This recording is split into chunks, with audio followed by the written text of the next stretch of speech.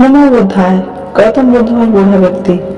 गौतम बुद्ध का जीवन सिखाने और लोगों को आध्यात्मिक मार्ग दिखाने के लिए समर्पित था। एक दिन वह अपने शिष्यों के साथ एक छोटे से गांव में पहुंचे। गांव के लोग बुद्ध के बारे में सुन चुके थे और उनकी शिक्षाओं को सुनने के लिए उत्साहित थे। बुद्ध का आगमन गांव में चर्चा का विषय बन गया था। गांव के पास एक बूढ़ा व्यक्ति रहता था जो बहुत ही क्रोधित और कठोर स्वभाव का था। उसे बुद्ध के आने की खबर मिली, लेकिन उसने उन्हें गुरु या महात्मा मानने से इनकार कर दिया। उसे किसी के ज्ञान पर विश्वास नहीं था और उसने सोचा कि यह सब भ्रम है। उस व्यक्ति ने निर्णय किया कि वह बुद्ध को चुनौती देगा और साबित करेगा कि वह भी कोई साधारण व्यक्ति नहीं। वह गांव के बीच में स्थित उस जगह पर पहुंचा जहां बुद्ध अपने शिष्यों के साथ बैठे थे। जब वह वहां पहुंचा, उसने बुद्ध को अत्यंत कठोर शब्दों में बात करना शुरू कर दिया। उसने उन्हें अपमानित किया और कहा, तुम्हारी बातें झूठी हैं। तुम भी अन्य साधारण लोगों की तरह हो। लोग तुम्हें महात्मा मानते हैं, लेकिन मैं नहीं। मैं जानता हूँ कि यह सब दिखावा है। बुद्ध शांति से उनकी बातें सुनते रहे। उनके चेहरे पर एक भी क्रोध या निराशा का भाव नहीं रहा।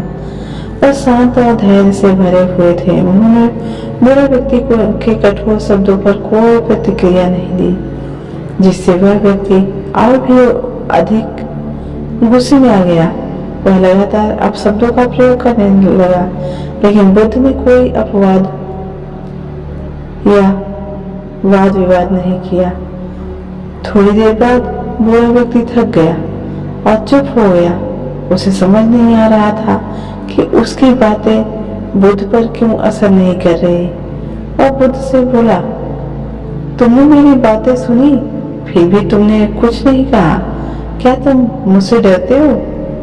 बुद्ध मुस्कुराए और बोले, यदि कोई तुम्हारे पास एक उपहार लाए और तुम उसे स्वीकार नहीं करो, तो वह उपहार किसका रहेगा?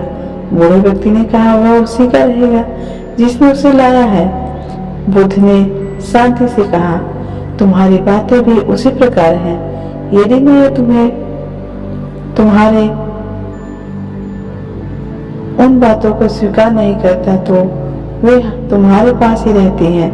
क्रोध और घृणा उसी व्यक्ति का बोध होता है जो उन्हें धारण करता है। यह सुनकर बूढ़ा व्यक्ति स्तब्ध रह गया। उसे महसूस हुआ कि उसने अपना सारा जीवन क्रोध और घृणा में व्यर्थ किया।